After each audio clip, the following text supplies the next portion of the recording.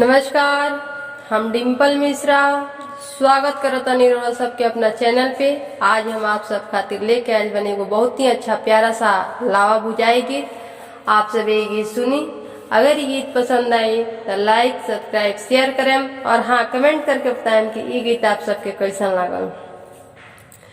सुंदर सुगर बुझनिया लावा भूजे नदिया, सुंदर सुगर बुझनिया लावा भूजे नदिया, लावा भूजाई नंदी हरवा मांगे, लावा भूजाई नंदी हरवा मांगे, मांगे हमरे बिरन के से जियावा लावा भूजे नदिया,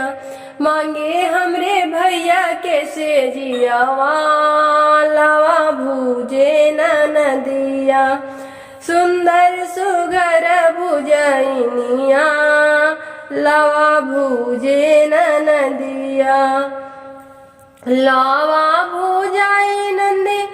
झुमका मांगे, लावा भूजाई झुमका मांगे, मांगे हमरे सजन के से जियावा लावा भूजे नदिया, मांगे हमरे सजन के से जियावा लावा भूजे नदिया, सुंदर सुगर बुझनिया लावा भूजे नदिया, सुंदर सुगर बुझनिया लावा भूजे नदिया, लावा भूजाई नंद कंगन मांगे, लावा भूजाई नंद कंगन मांगे, मांगे हमरे देवर के से जियावा